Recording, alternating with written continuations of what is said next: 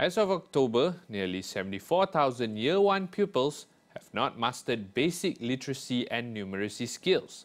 Education Minister Fadlina Sidek attributes this to learning loss during the COVID-19 pandemic, poverty and special needs children. Soon Seng from Teach For Malaysia discusses the current issues at play.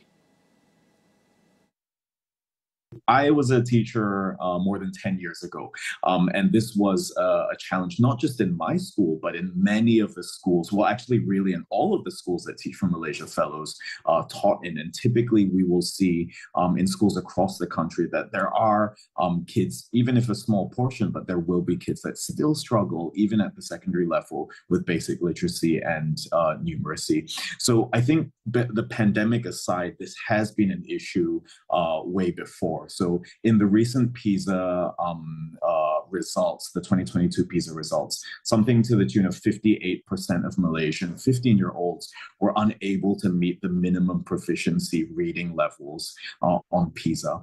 That isn't a shocking number if you think about the 2018 PISA results, which were also above 50% of Malaysian 15-year-olds who could not meet minimum proficiency reading levels. So this was an issue that existed before the pandemic, of course, definitely exacerbated by the pandemic. I think if you think of factors like poverty, that is a key issue, right? So many kids who might not have been able to afford preschool come into Standard 1 already set behind their peers. The Education Ministry has rolled out a number of interventions to address learning loss and illiteracy. Soon Seng shares the need for more tailored approaches that meet students at their individual learning levels.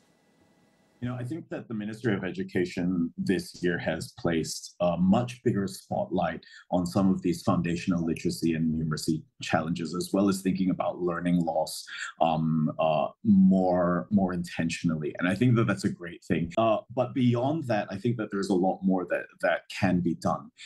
So, for example, one of the things that can be done is to really think about how we there's a concept called teaching at the right level.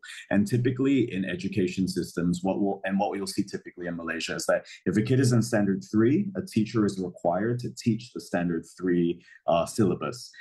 And therefore, if you have a kid who's struggling with Standard 2 material or is really at a Standard 1 level, your teacher is still going to teach the Standard 3 curriculum because that kid is in Standard 3. The teaching at the right level concept is the ability to enable teachers to really address their kids' learning needs, no matter what grade level they're in.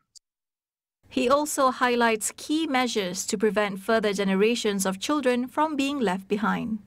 Two other quick things that I think are really, really crucial and which the government has pledged their support, but we need to see that come through, is making sure that preschooling is mandatory, universally accessible and mandatory for kids, and ensuring that they have the right foundations by the age of 5, even before the 7 years old Standard 1 age is critical. And also, I think another thing is mobilizing parental support in a more effective way. Really having the support at home to support kids to figure out all of these foundational things can be extremely, extremely effective.